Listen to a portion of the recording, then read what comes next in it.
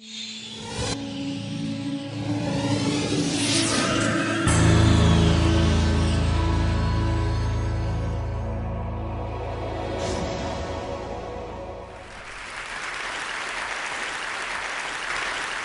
need to make a confession at the outset here. A little over 20 years ago, I did something that I regret, something that I'm not particularly proud of, something that in many ways I wish no one would ever know, but that here I feel kind of obliged to reveal. In the late 1980s, in a moment of youthful indiscretion, I went to law school. Now,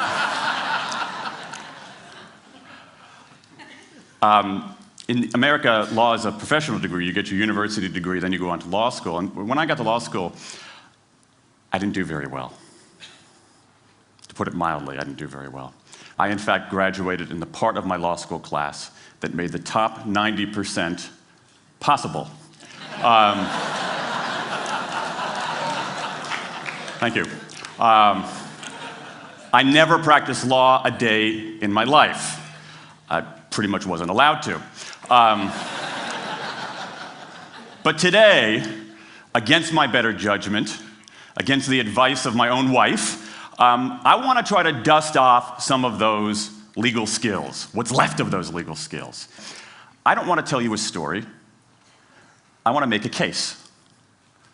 I want to make a hard-headed, evidence-based, dare I say lawyerly case for rethinking how we run our businesses. So, ladies and gentlemen of the jury, take a look at this. This is called the candle problem. Some of you might have seen this before. It was created in 1945 by a psychologist named Carl Duncker. Carl Duncker has created this experiment that's used in a whole variety of experiments in behavioral science. And here's how it works. Suppose I'm the experimenter. I bring you into a room. I give you a candle, some thumbtacks, and some matches. And I say to you, your job is to attach the candle to the wall so the wax doesn't drip onto the table. Now, what would you do? Many people begin trying to thumbtack the candle to the wall. Doesn't work. Some people, and I saw somebody kind of make the motion over here, some people have a great idea where they light the match, melt the side of the candle, try to adhere it to the wall. It's an awesome idea, doesn't work. And eventually, after 5 or 10 minutes, most people figure out the solution, which you can see here. The key is to overcome what's called functional fixedness. You look at that box and you see it only as a receptacle for the tacks, but it can also have this other function as a platform for the candle. Candle problem. Now, I want to tell you about an experiment using the candle problem done by a scientist named Sam Glucksberg, who's now at Princeton University in the US. This shows the power of incentives. Here's what he did. He gathered his participants and he said, I'm going to time you how quickly you can solve this problem. To one group, he said, I'm going to time you to establish norms, averages, for how long it typically takes someone to solve this sort of problem. To the second group, he offered rewards. He said, if you're in the top 25% of the fastest times, you get $5. If you're the fastest of everyone we're testing here today, you get $20. Okay, now this is several years ago, adjusted for inflation. It's a decent sum of money for a few minutes of work. Okay, it's a nice motivator. Question, how much faster did this group solve the problem? Answer, it took them on average 3.5 minutes longer. 3.5 minutes longer. Now, this makes no sense, right? I mean, I'm an American. I believe in free markets. That's not how it's supposed to work, right? If you want people to perform better, you reward them, right? Bonuses, commissions, their own reality show, incentivize them. That's how business works. But that's not happening here. You've got an incentive designed to sharpen thinking and accelerate creativity, and it does just the opposite.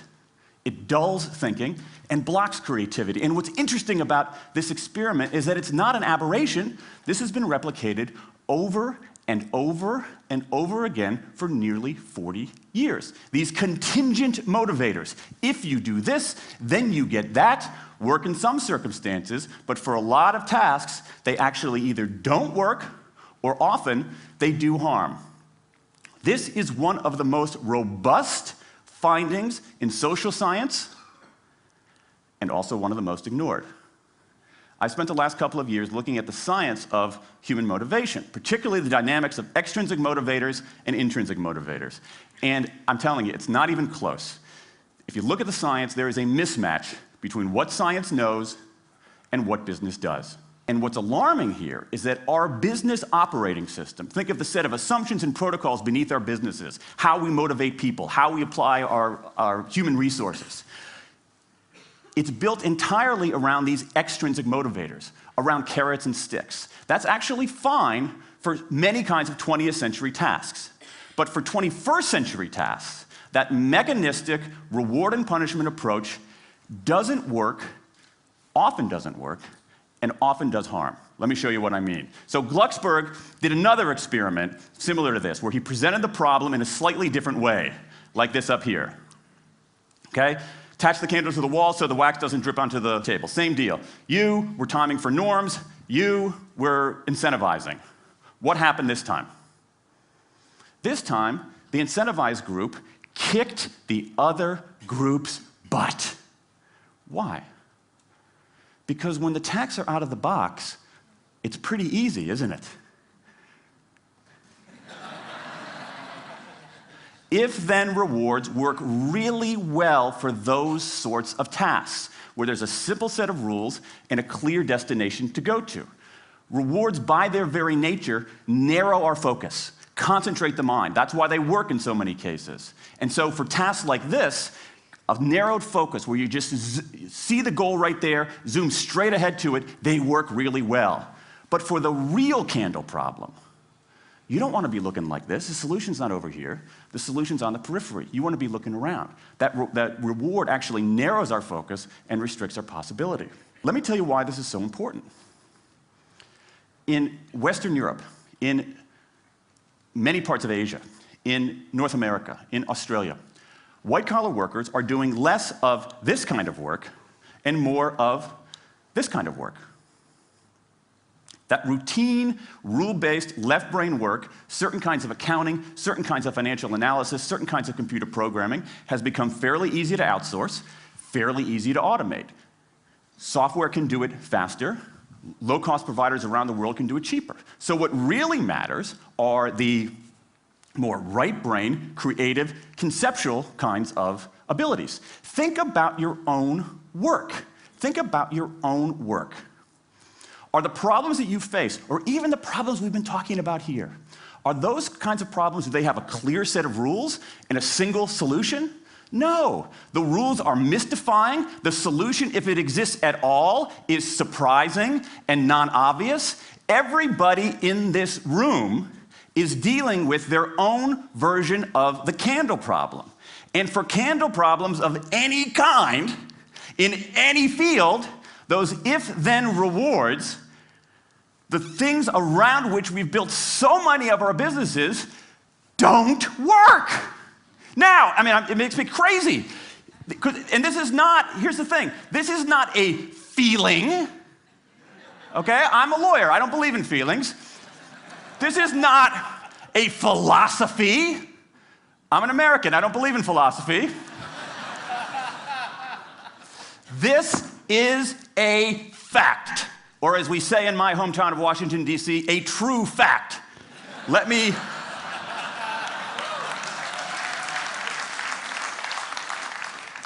me give you an example of what I mean. Let me marshal the evidence here, because I'm not telling you a story, I'm making a case, ladies and gentlemen of the jury. Some evidence. Dan Ariely, one of the great economists of our time, he and 3 colleagues did a study of some MIT students. They gave these MIT students a bunch of games that involved creativity and motor skills and concentration. And they offered them for performance 3 levels of rewards.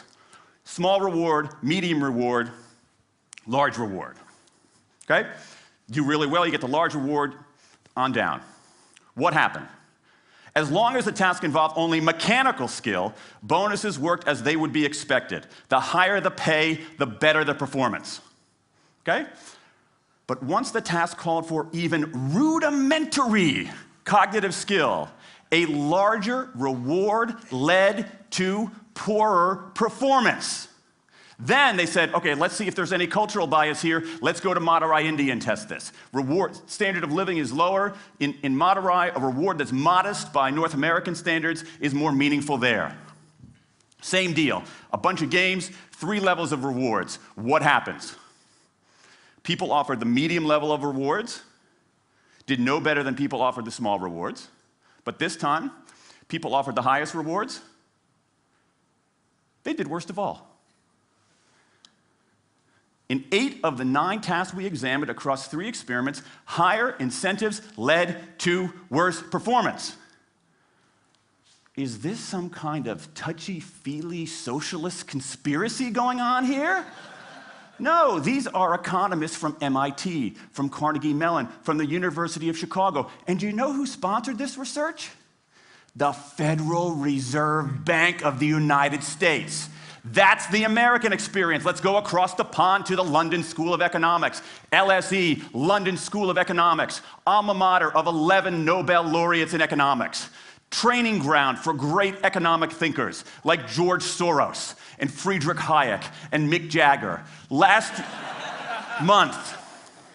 Just last month, economists at LSE looked at 51 studies of pay-for-performance plans inside of companies. Here's what the economists there said. We find that financial incentives can result in a negative impact on overall performance. There's a mismatch between what science knows and what business does. And what worries me as we stand here in the rubble of the economic collapse is that too many organizations are making their decisions, their policies about talent and people, based on assumptions that are outdated, unexamined, and rooted more in folklore than in science. And if we really want to get out of this economic mess, and if we really want high performance on those definitional tasks of the 21st century, the solution is not to do more of the wrong things, to entice people with a sweeter carrot or threaten them with a sharper stick. We need a whole new approach. The good news about all this is that the scientists who've been studying motivation have given us this new approach. It's an approach built much more around intrinsic motivation, around the desire to do things because they matter, because we like it, because they're interesting, because they're part of something important. And to my mind, that new operating system for our businesses revolves around 3 elements: autonomy, mastery, and purpose. Autonomy, the urge to direct our own lives. Mastery, the desire to get better and better at something that matters. And purpose, the yearning to do what we do in the service of something larger than ourselves. These are the building blocks of an entirely new operating system for our businesses. I want to talk today only about autonomy. In the 20th century, we came up with this idea of management. Management did not emanate from nature.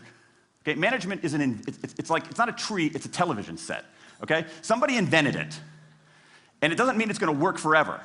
Management is great. Traditional notions of management are great if you want compliance. But if you want engagement, self-direction works better. Let me give you some examples of some kind of radical notions of self-direction. And what this means, you don't see a lot of it, but you see the first stirrings of something really interesting going on. Because what it means is, it means paying people adequately and fairly, absolutely. Getting the issue of money off the table, and then giving people lots of autonomy. Let me give you some examples. How many of you have heard of the company Atlassian? Okay, looks like less than half. Atlassian is an Australian software company, and they do something incredibly cool. A few times a year, they tell their engineers, go for the next 24 hours and work on anything you want. As long as it's not part of your regular job. Work on anything you want. So the engineers use this time to come up with a cool patch of code, to come up with an elegant hack. Then they present all of these stuff that they've developed to their teammates, to the rest of the company, in this wild and woolly all-hands meeting at the end of the day. And then, being Australians, everybody has a beer. They call them FedEx days. Why? Because you have to deliver something overnight. It's not bad. It's a huge trademark violation, but it's pretty clever. That one day of intense autonomy has produced a whole array of software fixes that might never have existed. And it's worked so well that Atlassian has taken it to the next level with 20% time, done famously at Google, where engineers can spend 20% of their time working on anything they want. They have autonomy over their time, their task, their team, their technique. Okay? Radical amounts of autonomy. And at Google, as many of you know, about half of the new products in a typical year are birthed during that 20% time. Things like Gmail, Orchid, Google News. Let me give you an even more radical example of it. Something called the results-only work environment, the ROW, created by 2 American consultants in place at about a dozen companies around North America. In a ROW, people don't have schedules. They show up when they want. They don't have to be in the office at a certain time or any time. They just have to get their work done. How they do it, when they do it, where they do it, is totally up to them. Meetings in these kinds of environments are optional. What happens? Almost across the board. Productivity goes up, worker engagement goes up, worker satisfaction goes up, turnover goes down. Autonomy, mastery, and purpose. These are the building blocks of a new way of doing things. Now, some of you might look at this and say, that sounds nice, but it's utopian. And I say, nope. I have proof. In the mid-1990s, Microsoft started an encyclopedia called Encarta. They had deployed all the right incentives. All the right incentives. They paid professionals to write and edit thousands of articles. Well-compensated managers oversaw the whole thing to make sure it came in on budget and on time. A few years later, another encyclopedia got started. Different model, right? Do it for fun. No one gets paid a cent or a euro or a yen. Do it because you like to do it. Now, if you had, just 10 years ago, if you had gone to an economist anywhere and said, hey, I got these 2 different models for creating an encyclopedia. If they went head-to-head, who would win? 10 years ago, you could not have found a single sober economist anywhere on planet Earth who would have predicted the Wikipedia model. This is the titanic battle between these 2 approaches. This is the Ali Frazier of motivation, right? This is the Thrilla in Manila, all right? Intrinsic motivators versus extrinsic motivators. Autonomy, mastery, and purpose versus carrots and sticks. And who wins? Intrinsic motivation, autonomy, mastery, and purpose in a knockout. Let me wrap up. There's a mismatch between what science knows and what business does. And here's what science knows. 1. Those 20th century rewards, those motivators we think are the natural part of business, do work, but only in a surprisingly narrow band of circumstances. 2, those if-then rewards often destroy creativity. 3, the secret to high performance isn't rewards and punishments, but that unseen intrinsic drive, the drive to do things for their own sake, the drive to do things because they matter. And here's the best part. Here's the best part. We already know this. The science confirms what we know in our hearts. So, if we repair this mismatch between what science knows and what business does, if we bring our notions of motivation into the 21st century, if we get past this lazy, dangerous ideology of carrots and sticks, we can strengthen our businesses, we can solve a lot of those candle problems, and maybe, we can change the world. I rest my case.